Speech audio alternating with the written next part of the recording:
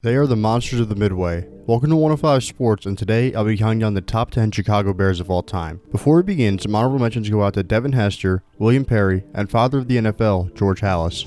Number 10, BrianUrlacher.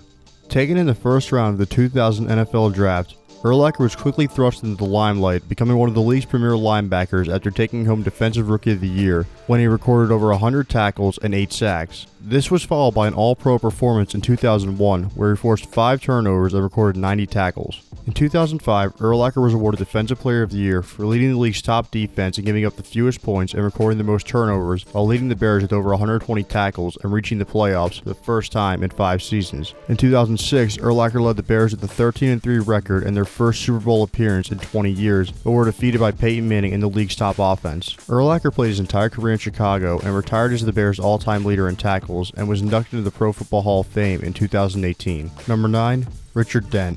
Not many great players have been found in the 8th round, but the Bears found a diamond in the rough with Dent. In only his second season, Dent recorded 17.5 sacks while forcing 4 fumbles and being named to his first All-Pro team. The following season, Dent led the league with 17 sacks, making his second All-Pro team. He continued his reign of terror into the playoffs, racking up 6 sacks in just 3 games. In Super Bowl 20, Dent recorded 1.5 sacks, 2 forced fumbles, and 3 tackles, helping him win Super Bowl MVP. He ended his career with 137.5 sacks, including 124.5 with Chicago, making him the team's all-time leader. As of 2018, Dent ranks 9th all-time in league history in career sacks and was inducted into the Pro Football Hall of Fame in 2011.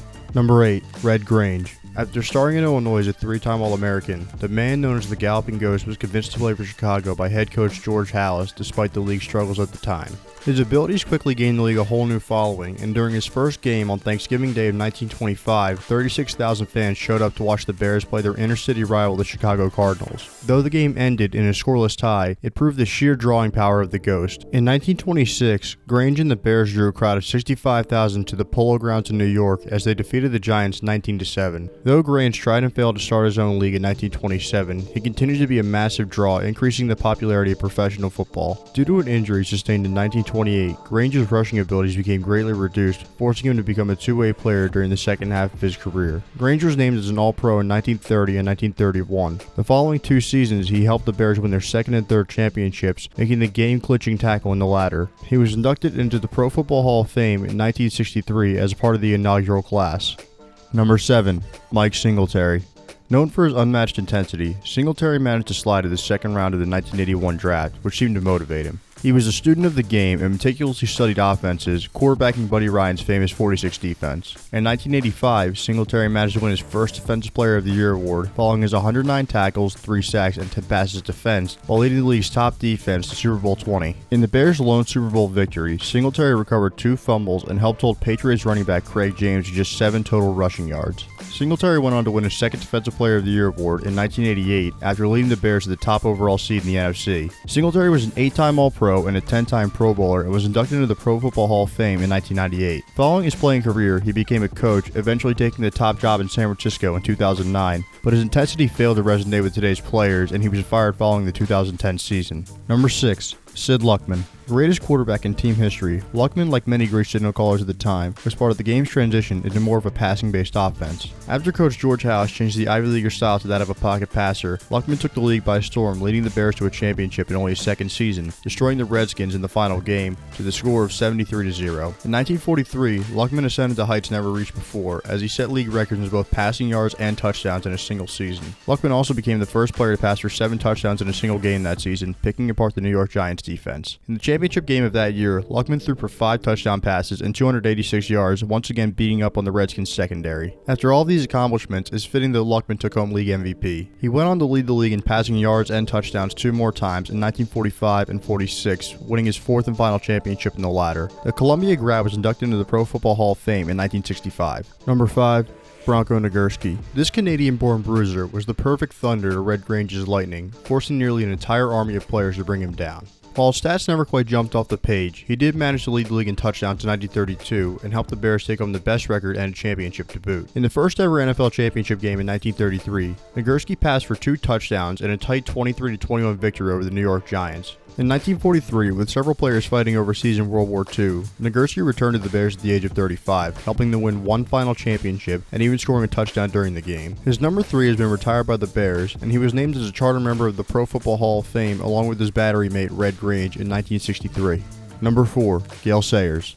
Drafted first overall in both the 1965 AFL and NFL drafts out of Kansas, Sayers decided to go to Chicago and play for head coach George House, who brought the often injured star along slowly. House finally decided to play him in the third game of the season and had him carry the load throughout the rest of his rookie year.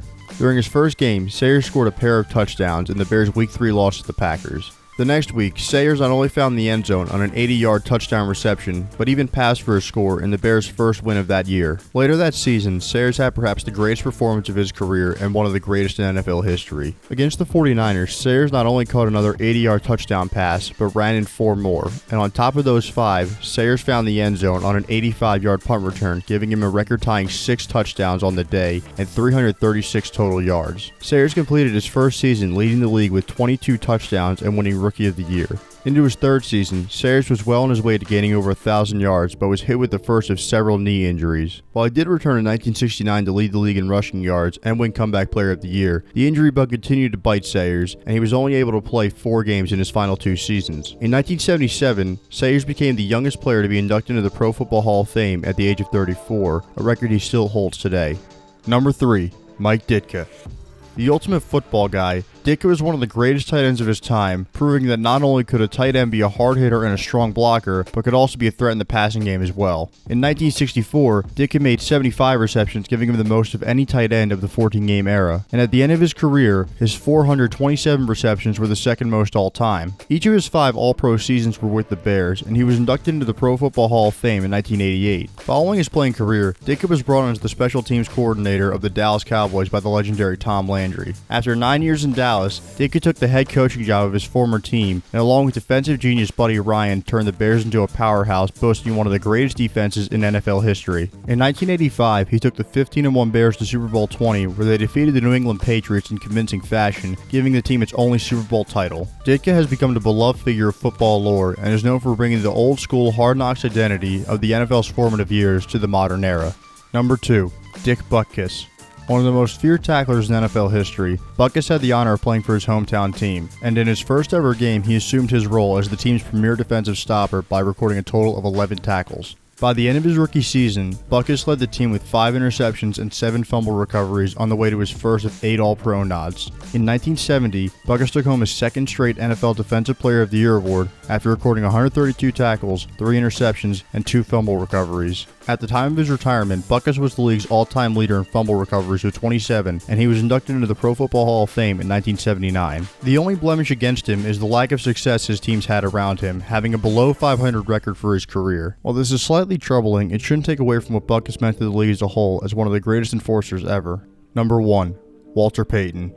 Perhaps the greatest running back of all time, Sweetness terrorized defenses for 13 seasons, collecting just about every accomplishment one could hope for when stepping onto the gridiron. In only his second season, Payton rushed for 1,400 yards and 13 touchdowns, earning his first of 7 All-Pro nods. The following season, Sweetness was at his best, rushing for a league-leading 1,852 yards on 5.5 yards per carry, scoring a league-high 14 touchdowns. In Week 10 of that season, while suffering from the flu, Payton managed to rush for a then-record 275 yards in a victory over the Minnesota Vikings. Following that season, Payton was named NFL MVP, but more importantly took home NFL Man of the Year for his humanitarian work.